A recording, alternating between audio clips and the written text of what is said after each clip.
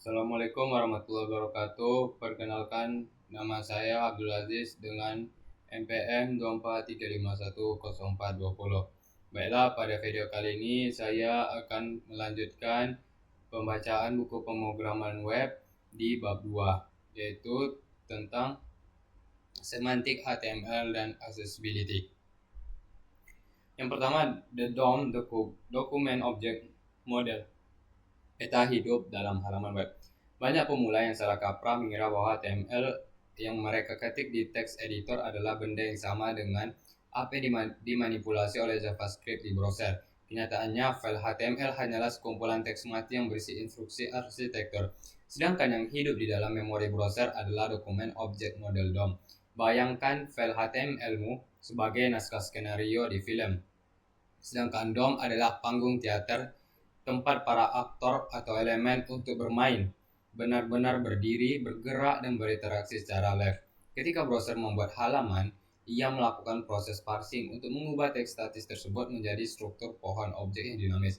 Struktur pohon ini mempresentasikan hierarki elemen, yang mana HTML adalah akar root, dan kemudian bercabang menjadi head dan body, lalu terus bercabang hingga ke elemen terkecil seperti tombol atau teks. Tanpa transformasi menjadi DOM, JavaScript tidak akan pernah bisa menyentuh, mengubah, dan menghapus elemen apapun di halaman web karena JavaScript hanya mengerti bahasa objek, bukan bahasa markup mentah. Dalam struktur pohon, setiap bagian dari halaman web dipresentasikan sebagai node. Ada banyak jenis node, tetapi paling sering kita manipulasi adalah elemen node seperti div, dan text node isi ulang di halaman elemen. Hubungan antar node ini sangat mirip dengan silsilah keluarga. Elemen yang membungkus elemennya lain disebut dengan parent atau sebagai orang tua, dan di bawah elemen orang tua ini disebut dengan child, anak. Dan di bawah elemen child ini atau anak disebut dengan sibling. Pemahaman tentang hubungan kerabatan ini sangat krusial ketika kamu nanti menggunakan CSS selector atau melakukan DOM traversing dengan JavaScript. Misalnya, jika kita ingin mengubah warna tombol tertentu, kita seringkali harus menavigasi dari elemen kakek, kontainer utama, lalu turun ke elemen cucu sebagai tombol itu sendiri. Jika struktur DOM berantakan atau terlalu dalam, deeply nested, performa aplikasi bisa menurun karena browser harus bekerja lebih keras untuk menelusuri hubungan antar node tersebut saat melakukan rendering. Salah satu kekuatan utama DOM adalah sifatnya yang menyediakan API, Application Programming Interface. Untuk bahasa pemrograman luar seperti JavaScript, ini berarti DOM menyediakan sekumpulan tombol dan tuas standar yang bisa digunakan oleh script untuk mengendalikan halaman.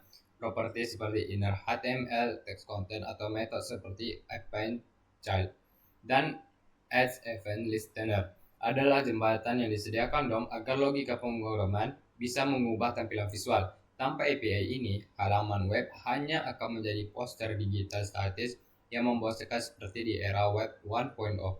Konsep ini menjadikan browser bukan sekadar menampilkan dokumen, melainkan sebuah platform aplikasi yang kompleks. Setiap kali kita melihat notifikasi muncul tanpa reload atau menu drop-down terbuka saat diklik, itu adalah hasil kerja JavaScript yang sedang menyetir DOM melalui API yang tersedia. Namun, memanipulasi DOM secara langsung memiliki biaya performa yang cukup mahal, sebuah konsep yang sering disebut sebagai DOM tracing. Setiap kali kita harus mengubah geometri elemen, misalnya mengubah lebar atau tinggi, browser harus menghitung ulang tata letak seluruh halaman reflow dan mengecat ulang piksel-pikselnya repaint. Bayangkan jika kita menyuruh tukang bangunan untuk memindahkan tembok rumahmu 1 cm ke kanan setiap 1 detik. Tukang itu pasti akan kelelahan dan rumah bisa runtuh. Inilah sebabnya mengapa framework modern sebagai React atau Vue menggunakan konsep virtual DOM, yaitu sebuah salinan DOM di memori yang bisa diubah-ubah dengan sangat cepat. Hanya ketika semua perubahan selesai dihitung di virtual DOM, framework akan mengubah DOM asli sekaligus dalam satu waktu, batch update, meminimalkan kerja berat browser. Penting juga untuk memahami apa yang kita lihat di view source browser. Seringkali berbeda dengan apa yang ada di DOM saat ini. View source hanya menampilkan kode HTML awal yang dikirim dari server, sedangkan DOM mempresentasikan keadaan halaman saat ini yang mungkin sudah diacak-acak oleh JavaScript. Jika kita ingin melihat struktur yang sebenarnya sedang terjadi, kita harus menggunakan inspect element di developer tools. Alamat ini memperlihatkan DOM left sedang aktif, lengkap dengan atribut tambahan atau elemen baru yang mungkin disuntikkan oleh script di pihak ketiga. Kemampuan melakukan debugging langsung di pohon DOM ini adalah skill wajib bagi seorang web arsitek untuk menelusuri bug, tampilan, atau masalah fungsionalitas. Terakhir, DOM adalah struktur yang platform agnostik. Artinya yaitu konsep ini tidak hanya berlaku di browser Chrome atau Firefox, tetapi juga bisa diimplementasikan di lingkungan lain. Misalnya mesin pencari seperti Googlebot juga membangun versi DOM mereka sendiri, sering yang disebut dengan headless browser, untuk memahami isi halaman demi keperluan indeksasi. Bahkan teknologi modern kemungkinan kita merender DOM di sisi server set rendering sebelum dikirim ke pengguna. Dengan memahami bahwa DOM adalah representasi data dari UI, user interface, kita bisa memisahkan pemikiran antara bagaimana data disimpan dan bagaimana data akan ditampilkan. Ini adalah fondasi berpikir sistematis yang membedakan seorang coder pemula dengan software engineer yang matang. Yang kedua, semantic elements, mengkode dengan makna bukan hanya gaya. Di masa lalu yang kelam, pengembangan web memiliki kebiasaan buruk membangun seluruh halamannya dengan menggunakan tag div yang tak ada habisnya, sebuah fenomena yang dikenal dengan div soap. Tag div adalah elemen non-semantik yang artinya ia tidak memberikan informasi apapun tentang isi di dalamnya kepada browser maupun pengembang lain. Ia hanyalah kotak kosong generik. Ketika kita melihat kode yang berisi ratusan div bersarang, sangat sulit untuk membedakan mana yang merupakan navigasi, artikel utama, footer hanya dengan sekilas pandangan. Masalah ini tidak hanya sebuah kode sulit dirawat, maintainability nightmare, tetapi juga membingungkan mesin pencarian yang mencoba memahami struktur kontenmu. Googlebot akan melihat halaman kita sebagai tumpukan kotak tanpa label. Kesulitan menentukan mana konten prioritas yang harus diunggulkan dalam hasil pencarian. Dengan kehadiran semantik HTML di standar HTML5, datang untuk menyelamatkan kita dari kekacauan ini dengan memperkenalkan tag-tag yang memiliki makna intrinsik. Elemen seperti header, nav, main, artikel, aside, dan footer menjelaskan peran mereka masing-masing dalam struktur dokumen. Ketika kita membungkus menu navigasi dengan tag nav, kita secara eksplisit memberitahu mesin, hey, ini adalah kumpulan link penting untuk perpindahan halaman. Ini seperti memberi label yang jelas pada setiap rak di gudang logistik. Alih-alih semua kotak bertulisan barang, ini kotak makanan, ini elektronik, dan ini pakaian. Kejelasan ini memungkinkan algoritma mesin mencari SEO untuk mengindeks konten kita dengan jauh lebih akurat, memberikan bobot lebih pada teks di dalam artikel dibandingkan teks di dalam aside atau footer. Salah satu perdebatan klasik dalam semantik adalah perbedaan antara section dan artikel yang seringkali membingungkan pemula. Aturan praktisnya sederhana. Artikel ini digunakan untuk konten yang bersifatnya independen dan bisa berdiri sendiri, seperti postingan blog, komentar forum, atau kartu produk e-commerce. Jika kita ingin mencabut elemen artikel tersebut dan memperkenalkannya di situs lain di RSS feed, isinya masih tetap masuk akal dan utuh. Sebaliknya, section digunakan untuk mengelompokkan konten yang memiliki tema sama tetapi merupakan bagian dari satu kesatuan narasi yang lebih besar, seperti bab dalam buku atau segmen tentang kami di halaman profil. Menggunakan keduanya dengan tepat menunjukkan kedewasaan dalam menyusun arsitektur informasi, bukan sekadar menata tampilan visual. Manfaat semantik tidak hanya berhenti pada mesin, tetapi juga sangat berdampak pada developer experience (DX) dan kerja tim. Bayangkan kita bergabung dengan tim baru dan harus memperbaiki bug di halaman yang kodenya belum pernah kita lihat sebelumnya. Jika kodenya penuh dengan div dan class CSS yang aneh seperti box top left 2, kamu akan menghabiskan waktu berjam-jam hanya untuk mencari lokasi bug tersebut. Namun, jika menggunakan forum struktur semantik yang rapi, kamu bisa langsung melompat ke form di dalam main atau tautan kontak di footer. Dengan intuisi yang cepat, semantik bertindak sebagai dokumentasi yang tertulis langsung dalam kode self-documenting code, mengurangi beban kognitif saat membaca dan memahami alur dokumen. Selain itu, elemen semantik membawa fitur aksesibilitas dan perilaku bawaan yang sering dilupakan jika kita membangun ulang semuanya dari nol menggunakan div. Contoh paling nyata adalah elemen button versus div on click. Elemen button secara bawaan bisa diakses menggunakan tombol tab di keyboard focus bar dan bisa diaktifkan dengan tombol enter atau spasi, sedangkan div div yang diberi event click tidak memiliki fitur tersebut kecuali kita menambahkannya secara manual dengan JavaScript yang rumit. Menggunakan elemen semantik asli browser berarti kita mendapatkan semua fitur interaksi standar secara gratis, stabil, dan teruji di berbagai perangkat. Ini adalah prinsip don't reinvent the wheel. Gunakan komponen yang sudah disediakan platform web kecuali kita memiliki alasan yang sangat kuat untuk membuatnya sendiri.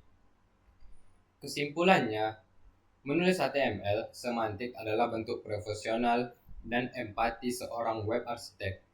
Kita tidak hanya menulis kode untuk membuat browser menampilkan visual yang cantik, tetapi kita menulis struktur data yang bermakna, yang bisa berkomunikasi, yang bisa dikonsumsi oleh berbagai agen, mulai dari manusia, robot mesin pencari, hingga alat bantu difabel. Kode yang semantik lebih tajam, banting, terhadap perubahan teknologi di masa depan karena ia berpegang pada standar makna, bukan standar tampilan yang cepat usang. Jadi, mulailah membiasakan diri untuk berhenti sejenak sebelum mengetik div dan bertanya, apakah ada elemen yang lebih tepat untuk mendeskripsikan konten ini. Yang ketiga ada Advanced Forms and Validation atau sebenarnya gerbang data yang aman. Formulir web adalah titik pertemuan yang paling kritis antara pengguna dan sistem, tempat di mana data berharga berpindah tangan. Di masa lalu, input data hanya terbatas pada tipe teks sederhana yang memaksa pengguna mengetik format rumit secara manual dan rawan kesalahan. HTML modern telah berevolusi menghadirkan input tipe spesifik seperti input type email, input type tel, input type date, hingga input type number. Penggunaan tipe spesifik ini bukan sekadar untuk validasi, tetapi untuk memicu antarmuka keyboard yang sesuai di perangkat mobile, virtual keyboard. Misalnya, saat pengguna fokus pada input bertipe tel, smartphone akan otomatis menampilkan keypad angka besar tanpa tombol huruf, yang secara drastis meningkatkan pengalaman pengguna user experience dan mengurangi potensi salah ketik. Selain tipe input, browser modern dilengkapi dengan atribut constraint validation, bawaan yang sangat kuat seperti required, button, minimal, maksimal, dan step. Dengan atribut ini, kita bisa memblokir pengiriman formulir di tingkat browser tanpa menulis satu baris pun kode JavaScript. Misalnya menambahkan atribut required pada kolom nama akan membuat browser secara otomatis menahan tombol submit dan menampilkan pesan error standar jika kolom tersebut kosong. Fitur ini memberikan umpan balik instan kepada pengguna, jauh lebih cepat daripada menunggu data dikirim ke server lalu dikembalikan dengan pesan error. Validasi sisi client-side validation ini berfungsi sebagai garis pertahanan pertama untuk memastikan data yang masuk sudah bersih dan sesuai format sebelum diproses lebih lanjut. Namun, validasi bawaan browser terkadang memiliki tampilan pesan error yang kaku dan sulit disesuaikan dengan desain brand aplikasi kita. Disinilah Constraint Validation API JavaScript berperan, memungkinkan kita untuk menunggangi logika validasi browser, tetapi dengan pesan dan tampilan custom. Melalui API ini, kita bisa mendeteksi status validitas setiap kolom dengan properti seperti validity, value missing, atau validity type mismatch, lalu menampilkan pesan error yang lebih manusiawi dan estetik menggunakan DOM. Kita juga bisa memanfaatkan pseudo class CSS seperti valid, invalid, focus, within, dan user invalid untuk memberikan virtual real time, seperti mengubah bingkai input menjadi merah saat informasi email saat format email salah, atau hijau saat itu benar. Penting untuk diingatkan bahwa beberapa canggih pun validasi di sisi klien browser, ia tidak boleh dianggap sebagai jaminan keamanan mutlak. Seorang pengguna yang nakal atau peretas bisa dengan mudah mematikan JavaScript, memanipulasi HTML lewat inspect element, atau mengirim request langsung ke API server tanpa langsung browser bypass UI. Oleh karena itu, phishing hal keamanan web yang paling fundamental adalah never trust client data. Validasi di HTML dan JavaScript hanyalah fitur kenyamanan untuk UX yang baik, sedangkan validasi keamanan yang sesungguhnya, sanitasi input, pengecekan format data, wajib dilakukan ulang di sisi server backend, mengandalkan validasi klien saja dengan mengunci pagar rumah dengan selotip terlihat aman tapi sangat mudah diterobos. Aspek lain yang sering dilupakan dalam pembuatan form adalah perlindungan terhadap bot otomatis dan spam. Formulir yang terbuka di internet adalah sasaran empuk teknik tradisional seperti CAPTCHA yang menyuruh user menebak gambar lampu lalu lintas, seringkali merusak konversi karena menyulitkan pengguna asli. Pendekatan modern yang lebih menyukai teknik honeypot, yaitu membuat kolom input tersembunyi yang tidak terlihat oleh manusia tapi akan diisi oleh bot bodoh.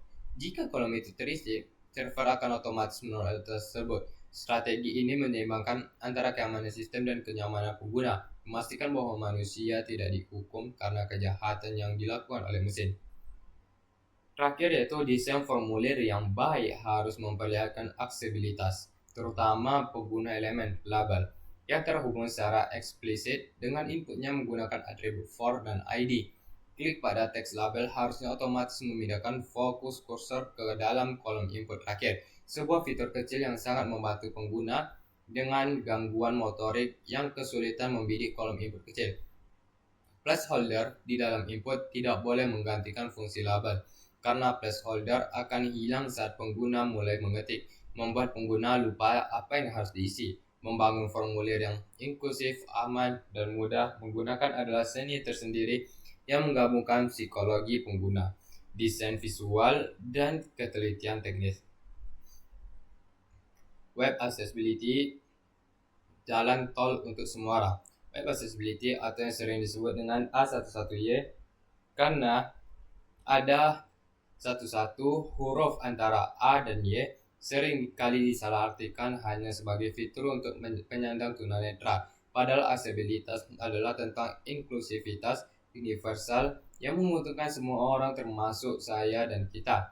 Konsep ini dikenal dengan the cut effect. Awalnya trotoar landai dibuat untuk penggunaan kursi roda, tapi ternyata juga sangat membantu orang yang membawa koper, orang tua, dan kereta bayi atau bersepeda. Di web, fitur sebagai kontras warna yang tinggi tidak hanya membantu orang dengan gangguan penglihatan atau disebut dengan low vision, tetapi juga membantu kita melihat layar HP saat berada di bawah terik matahari.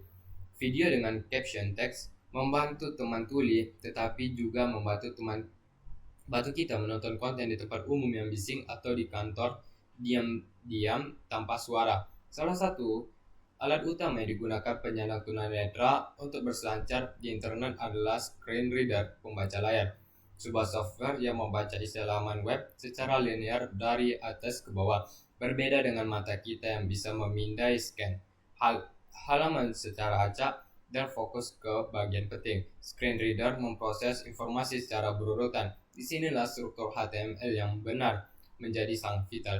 Jika kita menggunakan elemen semantik seperti heading H1 sampai H6 dengan urutan yang logis, penggunaan screen reader bisa melompat antar bab dengan mudah, skipping context. Namun, jika kita menggunakan teks biasa yang hanya diperbesar ukuran dengan CSS tanpa tag heading, pengguna tersebut akan tersesat dalam lautan teks tanpa navigasi. Bagi mereka, web yang tidak semantik adalah seperti buku tanpa daftar isi dan tanpa nama halaman. Selain visual, navigasi keyboard adalah pilihan utama aksesibilitas, terutama bagi pengguna yang memiliki keterbatasan motorik dan tidak bisa menggunakan mouse. Aplikasi web baik harus bisa dioperasikan sepenuhnya hanya dengan tombol tab, shift tab, enter, dan space. Urutan fokus order harus logis, bergerak dari kiri ke kanan, dari atas ke bawah mengikuti alur visual. Sayangnya banyak developer yang mematikan outline fokus bawaan browser, outline none, demi alasan estetika tanpa memberikan pengganti, membuat pengguna keyboard buta arah karena tidak tahu elemen mana yang sedang aktif. Ini adalah dosa besar dalam aksesibilitas. Selalu pastikan ada indikator visual yang jelas saat sebuah elemen memberi fokus atau desain custom focus style yang sesuai dengan tema aplikasi. Ketika elemen HTML standar tidak cukup untuk membuat komponen UI yang kompleks seperti accordions, tabs, dan modal dialog, kita membutuhkan bantuan WAI-ARIA, Web Accessibility Initiative Accessible Rich Internet Application. ARIA adalah sekumpulan atribut khusus seperti area label, area expanded, area hidden yang memberikan informasi tambahan kepada teknologi bantu. Contohnya tombol icon hamburger menu mungkin tidak memiliki teks, sehingga screen reader hanya akan membacanya sebagai button. Dengan menambahkan area label main menu, kita memberikan konteks yang hilang tersebut, namun aturan emas penggunaan area adalah no area is better than bad area. Jika kamu bisa menggunakan elemen HTML asli, sudah aksesibel, gunakanlah itu. Gunakan area hanya sebagai penambahan polyfill semantik ketika HTML native sudah mentok. Kita juga harus memperhatikan teks alternatif atau alt text pada gambar yang seringkali diisi asal-asalan atau dikosongkan. Alt text bukan tempat untuk menaruh keyword SEO sampah, melainkan deskripsi fungsional atau visual dari gambar tersebut. Bagi mereka yang tidak bisa melihatnya, jika gambar tersebut murni dekoratif, seperti hiasan background, atribut alt harus dikosongkan alt, agar screen reader melewatinya dan tidak membacanya image 001 JPG yang mengganggu. Sebaliknya, jika gambar itu berisi informasi penting seperti grafik penjualan, deskripsinya harus menjelaskan tren data tersebut, bukan hanya bilang gambar grafik menulis alt text. Yang baik adalah latihan empati dan komunikasi yang memaksa kita memahami inti pesan dari konteks visual yang kita sajikan.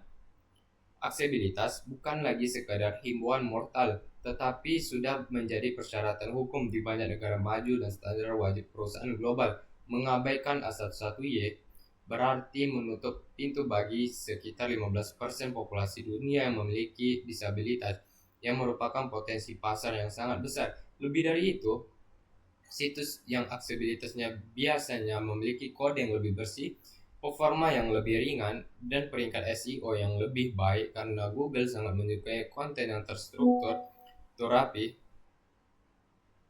Jadi, jangan posisikan aksesibilitas sebagai tugas tambahan di akhir proyek, afterthought, melainkan jadikan sebagai prinsip desain constraint. Sejak awal baris pertama ditulis, membangun web yang inklusif adalah tanda kedewasaan seorang engineer yang peduli pada dampak karyanya terhadap manusia. Yang kelima ada SEO dan metadata kartu nama digitalmu. Di era informasi yang banjir bandang ini, Konten yang hebat tidak akan ada artinya jika kita tidak bisa ditemukan oleh orang lain. SEO bukanlah sihir hitam atau sekadar menabur kata kunci, melainkan tentang membantu robot mesin pencari, crawlers atau spaders, memahami konteks dan relevansi halamanmu. Metadata yang hidup di dalam tag head dan tidak terlihat langsung di halaman browser berfungsi sebagai kartu nama atau proposal bisnis yang kamu sodorkan kepada Google, Bing, dan media sosial. Tag title dan meta name description adalah elemen paling fundamental. Mereka menentukan apa yang muncul di halaman hasil pencarian. Judul yang memikat, deskripsi yang akurat dapat meningkatkan click-through rate secara drastis, yang pada gilirannya memberikan sinyal positif ke algoritma ranking Google. Setelah mesin pencarian tradisional, cara konten tampil di media sosial juga diatur oleh standar metadata yang disebut dengan OG, Open Graph Protocol. Pernahkah kita membagikan link WhatsApp atau Twitter X dan melihatkan kartu partinjau yang cantik, lengkap dengan gambar, judul tebal, dan ringkasan? Itu adalah hasil kerja teks seperti Meta Property OG Image, Meta Property OG Title, dan Meta Property OG Description. Tanpa tag IG, platform sosial akan mencoba menebak-nebak gambar mana yang harus diambil dari halamanmu. Seringkali mengambil gambar iklan atau logo yang terpotong jelek. Mengoptimalkan OG Text adalah strategi marketing gratis yang membuat konten terlihat profesional dan serebel, meningkatkan potensi viralitas dan ekosistem sosial.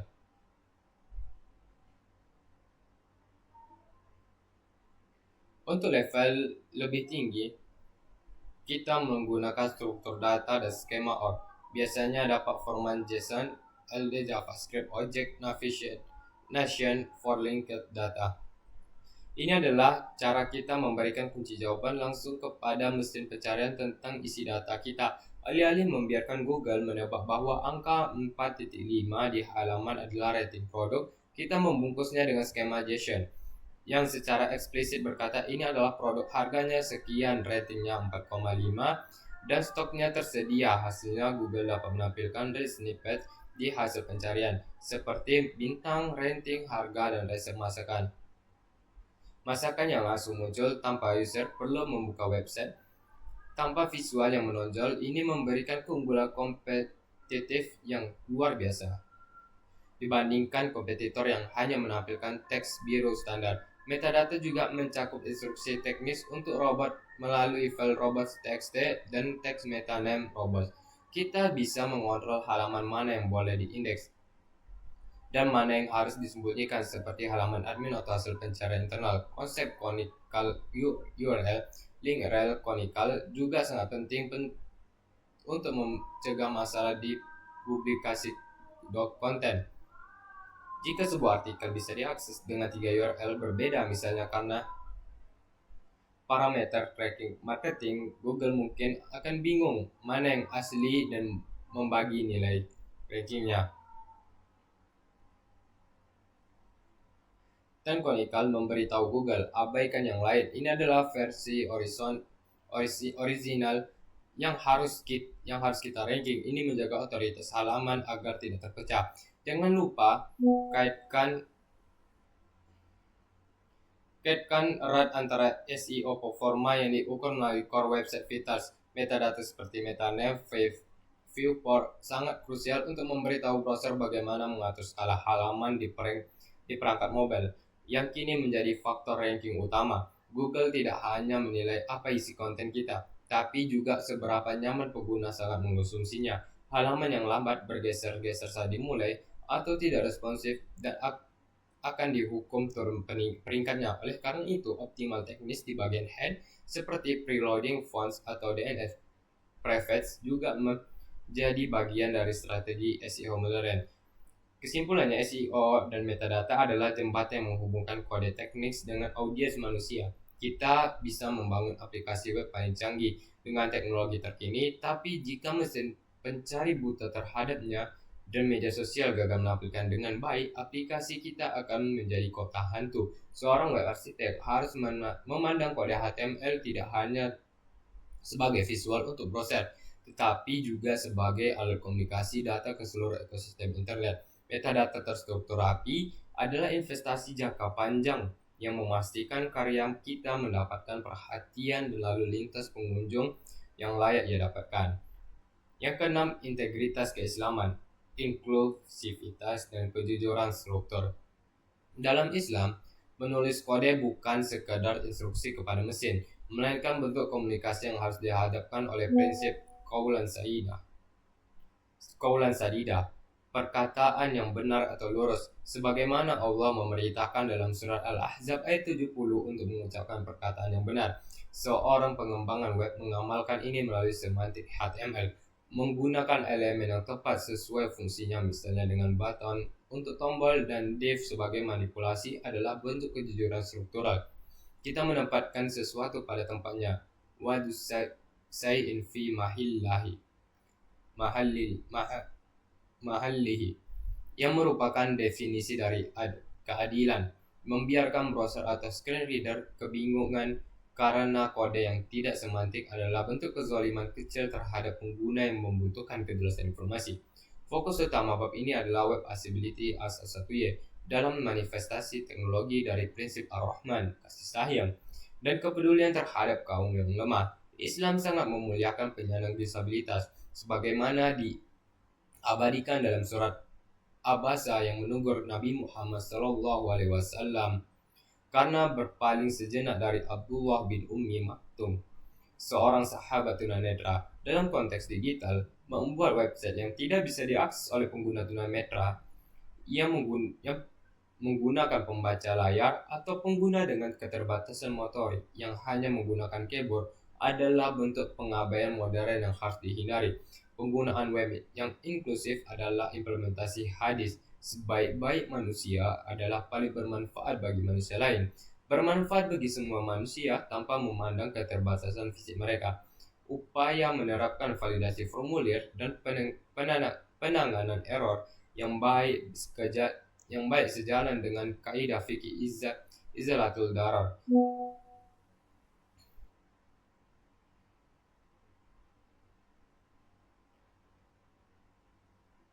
Menghilangkan kemudaratan. Rasulullah SAW bersabda bahwa menyingkirkan gangguan duri atau batu dari jalan adalah sedekah. Di jalan raya digital, duri tersebut bisa berupa formulir yang membingungkan, navigasi yang menjebak, atau instruksi yang tidak jelas yang membuat penggunaan frustasi atau kehilangan harta salah transaksi.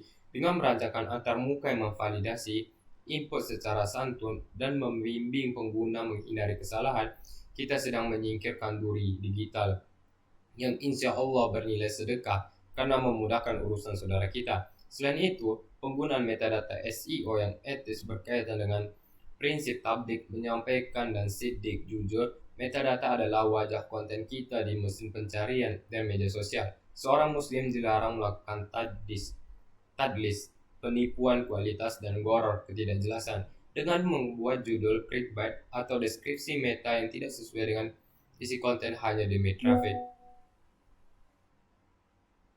Struktur skema orang yang rapi adalah upaya kita untuk menyajikan informasi secara transparan, bayan, sehingga pencari ilmu dapat menemukan kebenaran dengan cepat dan akurat di tengah lautan informasi sampah. Terakhir, konsep dong yang terstruktur rapi mengajarkan kita tentang nizam, keteraturan, dan ukhuwah, persaudaraan antar elemen. Sebagai tubuh manusia yang satu bagiannya sakit, maka bagian yang lain ikut merasakan. Metafora, parental relationship. Kode HTML yang buruk di satu bagian bisa merusak tampilan di bagian lain. Membangun struktur yang kokoh dan saling menopang adalah cerminan dari bangunan umat yang solid. Bunyanun mahsus. Dengan demikian, menulis HTML yang valid, semantik, dan aksesibel bukan hanya tuntunan teknis W3C, melainkan juga pemenuhan hak-hak sesama manusia, hakul adami, untuk mendapatkan akses informasi yang setara bermartabat. Kesimpulannya, struktur adalah fondasi, yaitu DOM bukan file HTML. kita belajar bahwa browser tidak membaca file teks, melainkan membangun DOM tree yang hidup memori. Semantik adalah investasi jangka panjang. Menggunakan div untuk segalanya mungkin terlihat cepat di awal, tapi menggunakan elemen semantik nav, artikel button adalah investasi untuk SEO, aksesibilitas, dan keterbacaan kode tim. Validasi dimulai dari browser. Jangan membebani JavaScript untuk hal-hal yang sudah dilakukan browser. Dan aksesibilitas asal-1Y adalah universal. Kita memahami bahwa aksesibilitas bukan fitur tambahan untuk segelintir orang, melainkan standar kualitas universal. HTML yang valid dan semantik adalah 80% dari pekerjaan aksesibilitas. Sisanya adalah penggunaan ARIA yang bijak, bukan serampang. Metadata adalah wajah publik. Di luar yang dilihat pengguna di layar, metadata, open graph, dan skema org bekerja di balik layar untuk memastikan konten kita tampil menarik saat dibagikan ke media sosial dan dimengerti oleh mesin pencarian. Dengan struktur data HTML yang kini sudah kokoh, bermakna, dan inklusif, kita siap untuk memberikan kulit dan keindahan pada kerangka. Di bab 3, kita akan menyelami seni tata letak modern dengan menggunakan CSS. Baiklah, sekian dan terima kasih video dari saya. Saya akhiri. Assalamualaikum warahmatullahi wabarakatuh.